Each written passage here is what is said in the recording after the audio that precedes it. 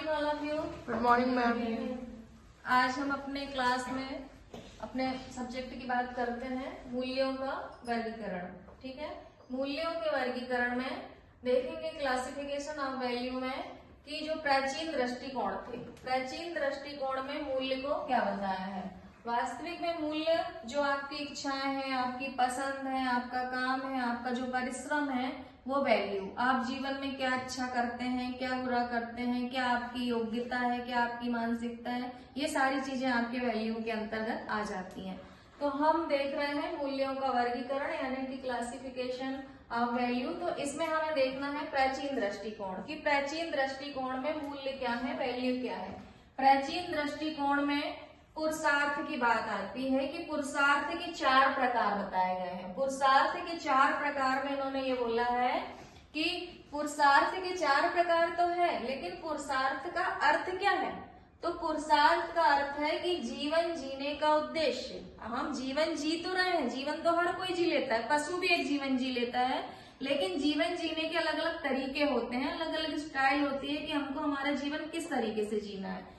तो पुरुषार्थ का अर्थ क्या है कि जीवन जीने के उद्देश्य। यदि आप एक मानव जाति में है, मानव समाज में रहते हैं, तो आपके क्या शिष्टाचार है, क्या नैतिकता है, क्या योग्यता है, आप कैसे जीवन जी सकते हैं, तो ये क्या है आपके जीवन जीने के उद्देश्य। इसके लिए पुरुषार्थ शब्द का प्रयोग करते हुए पुरुषार्थ के 4 प्रकार बताए हैं। किसमें? प्राचीन दृष्टिकोण में मूल्यों के। ठीक है, पुरुषार्थ के कितने प्रकार बताए हैं? 4।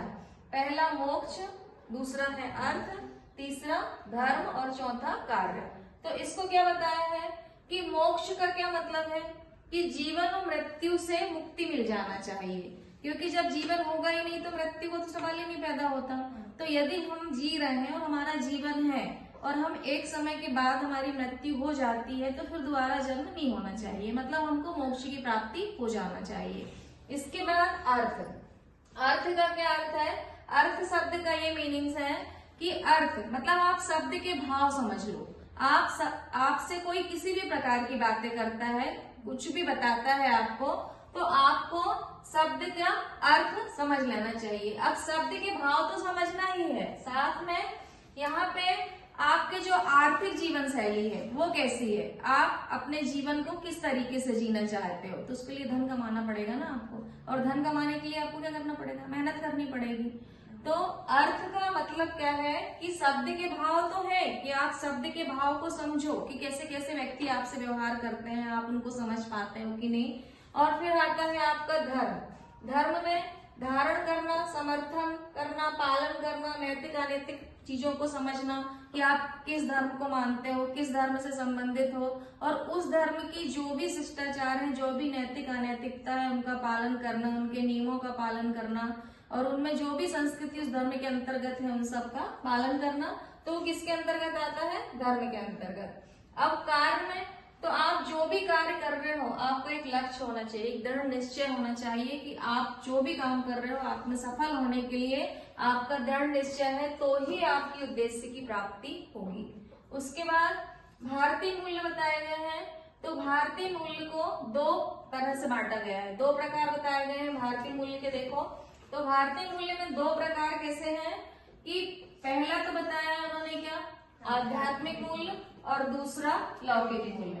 तो आध्यात्मिक मूल्य में उन्होंने फिर मोक्ष की बात बोली है। यहाँ पे मोक्ष वही कि जीवन और मृत्यु से मुक्ति हो जाना चाहिए।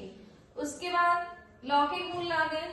तो लौकिक मूल्य में जो भारतीय मूल्य का दूसरा मूल्य था वो क्या है? लौकिक मूल्य। इसके अंतर्गत इन्होंने 3 बातें बताई। पहला ये कि धर्म। अब धर्म के अंतर्गत क्या आ गया कि जीवन को सही तरीके से जीने के लिए नियम और तरीके, जो हमारा धर्म है और हमारे धर्म में जो नियम है, जो तरीके हैं, है ना, जो नियम विधियां हैं, उनके अनुसार हम उन धर्म का पालन करते हैं तो हमारा धर्म सुरक्षित रहेगा, बचा रहेगा। तो ये किसके अंतर्गत है? धर्म। कि धर्म में क्या है? जीवन को सही तरीके से जीने के लिए जो उसके नियम होते हैं, धर्म के जो तरीके होते हैं, हम उसका पालन करें। उसके बाद अर्थ में आते हैं। लौकिक मूल्य की बात चल रही है, तो अर्थ में ये बताया है कि आर्थिक स्थिरता, आपका जीवन है, आप सामाजिक प्राणी हो, आपका घर परिवार है, उसको जीने के लिए हमें आर्थिक स्थिरता तो चाहिए, पैसा चाहिए। पैसा कहाँ से आएगा? तो उसके लिए हमें क्या करना पड़ेगा? परिश्रम करना पड़ेगा और जीवन जीने के लिए धन कमाना पड़ेगा। धन कमाओगे तो आपको हर तरह के शौक, हर तरह की सुविधाएं, आपकी लाइफ स्टाइल में चेंज, आपके जीवन के तरीके बहुत अच्छे सुरक्षित रहेंगे और आपको जीवन जीने में भी अच्छा लगेगा यदि आपके पास पैसा है तो। लेकिन पैसा है तो पैसा आएगा कहाँ से? जब हम परिश्रम करेंगे तो पैसा आएगा और फिर हमारा जीवन भी बदलेगा और खुशहाल होगा। इसी तरह अब आते हैं काम में। तो लौकिक मूल्य का तीसरा पॉइंट क्या है? काम। दूसरा हमने कौन सा देखा अभी? अर्थ। अब काम में, तो काम के अंतर्गत आ गया परिवार। अब परिवार में तो बहुत सारे सदस्य हैं, उनको उन प्रेम, मन की इच्छाएं और सुख, आनंद, ये सब कहाँ से आता है? जब हम परिवार के साथ रहेंगे, हम सामाजिक प्राणी हैं, सारी सुख सुविधाएं जुटाने के लिए जब हम धन कमाएंगे और परिवार को सुरक्षित तरीके से उनको जीवन जीने के उद्देश्य सहित उनको जीवन जीने के तरीके बताएंगे और सारी सुख सुविधाएं उनको देंगे तो हमारा परिवार खुशहाल रहेगा। तो ये सारी चीजें किसमें बताई हैं? भारतीय मूल्य में। ठीक है, तो ये हो गया मूल्यों के वर्गीकरण में। हमने प्राचीन दृष्टिकोण से भी देखा और भारतीय मूल्य के तरीके से भी देखा। तो ये इतना मूल्य से संबंधित था। अब हम आगे अगला देखेंगे।